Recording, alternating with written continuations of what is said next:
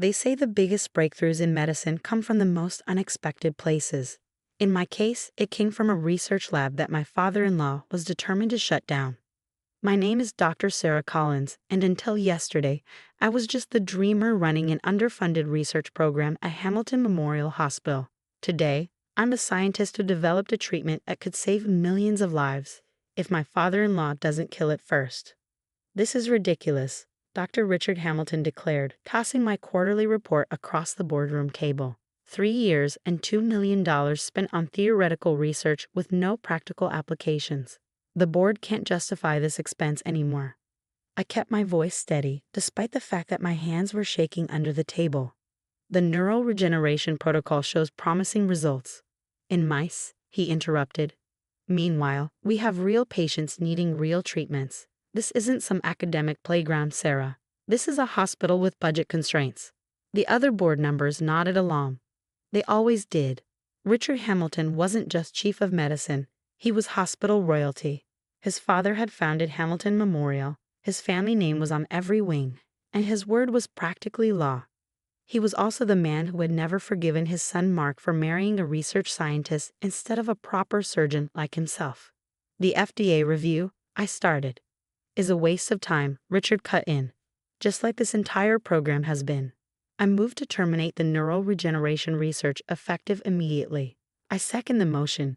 Dr. Peterson chimed in quickly, always the first to agree with Richard. I looked around the table at the faces I'd known for 3 years.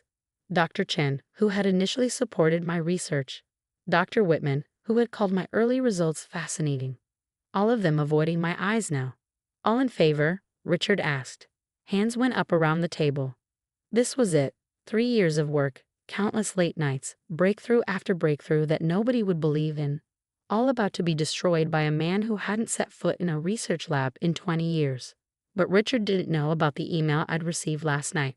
Before you vote, I said calmly, you might want to check tomorrow's FDA announcements. Richard paused, his hand halfway up. What are you talking about? The phase IO trial results. They came in last night. I pulled out my tablet. Would you like to see them now or wait for the public announcement? There's no way the FDA has reviewed. Fast-track approval, I interrupted, given the unprecedented success rates in human trials. The ones you said were a waste of time. The room went silent. Dr. Chen slowly lowered his hand. You're bluffing, Richard said, but there was a note of uncertainty in his voice. I connected my tablet to the room's display screen. The neural regeneration protocol showed a 94% success rate in restoring function to damaged spinal cord tissue. Complete reversal of paralysis in 82% of test subjects. The FDA panel called it, and I quote, the most significant breakthrough in neurological treatment this decade. The data scrolled across the screen. Charts, test results, before and after scans showing damaged nerve tissue regenerating under my treatment protocol. That's impossible, Dr. Peterson whispered. No, I said quietly. It's just science you didn't believe in. I turned to my father-in-law, whose face had gone from confident to ashen. The pharmaceutical companies are already calling. Licensing offers starting at $300 million. But since you're about to vote to terminate the research, I started packing up my papers. I'm sure Mass General or Mayo Clinic would be happy to take over the program. Now wait just a minute, Richard sputtered. This is Hamilton Memorial Intellectual Property. Actually, I pulled out one more document. I filed the patents personally. The hospital only owned the research rights as long as the program continued. Terminate it, and the rights revert to me as the primary inventor. Legal documents appeared on the screen, papers I had drawn up months ago when I first realized Richard would never support my work simply because it was mine. You planned this, he accused. No, I corrected him. I protected my work, because you taught me that's what I had to do. The boardroom erupted into chaos. Dr. Chen was frantically reading the trial results. Dr. Whitman was already on the phone with someone. Dr. Peterson looked like he might faint. And Richard just stared at me like he was seeing me for the first time. Why didn't you tell us the trials were this successful? He finally asked. I tried. For 3 years, I tried. But you were too busy telling me what I couldn't do to listen to what I was actually doing. The door opened and Mark burst in. My husband looked like he'd run all the way from his neurology department, Sarah, is it true? The FDA approval? I nodded. He swept me up in a hug, not caring about the stunned board members. I knew you could do it, he whispered, even when they didn't believe. Dr. Collins, Dr. Chin interrupted cautiously. Perhaps we should discuss the future of the program. With appropriate funding increases, of course. I looked at my father-in-law, still sitting in his chairman's seat, still trying to process how his wasteful research program had turned into the biggest medical breakthrough in decades. I said slowly, we need to discuss more than just funding.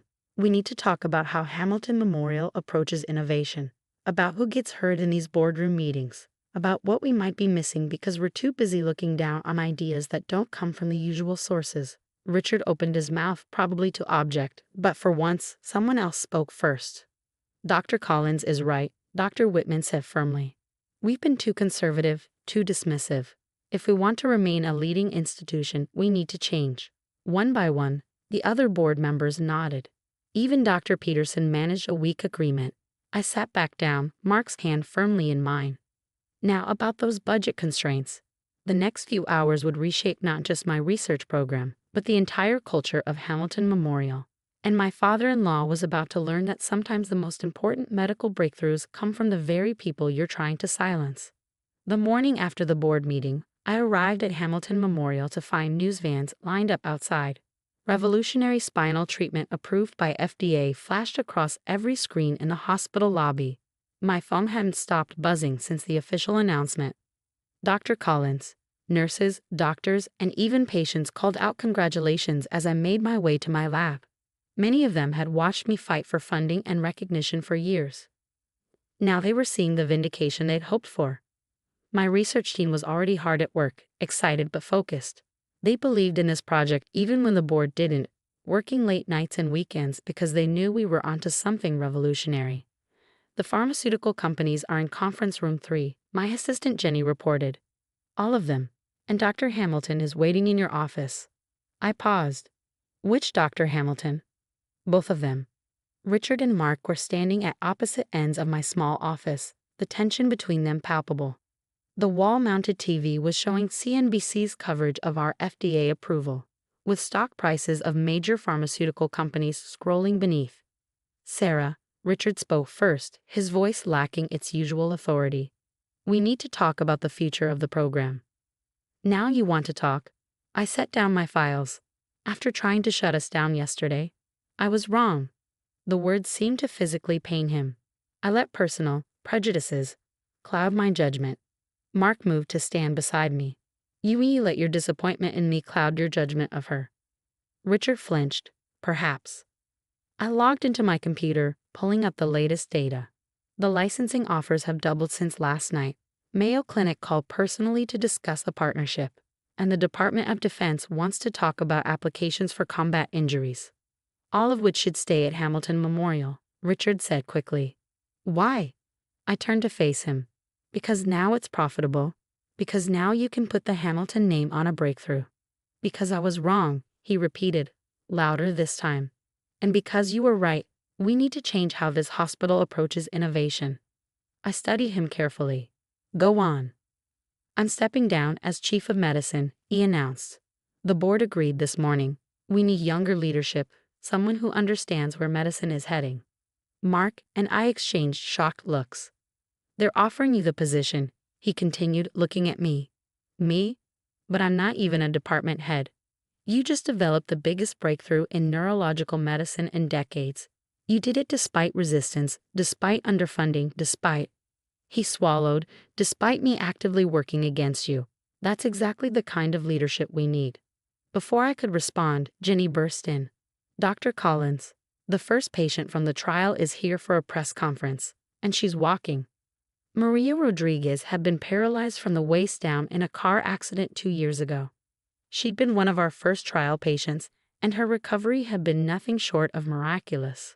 Now she stood in the hospital's main conference room, walking smoothly to the podium while cameras flashed. 6 months ago, I couldn't feel my legs, she told the packed room. Today, I'm planning to run a 5K. Dr. Collins didn't just give me back my ability to walk, she gave me back my life.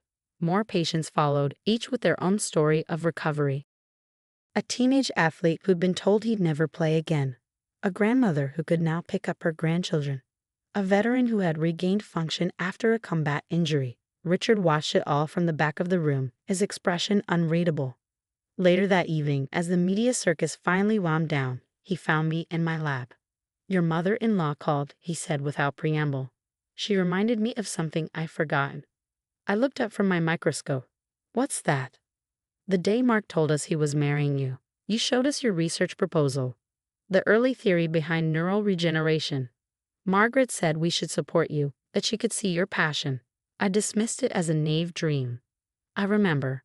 She also said I was making the same mistake my father made with me, dismissing new ideas because they didn't fit our preconceptions."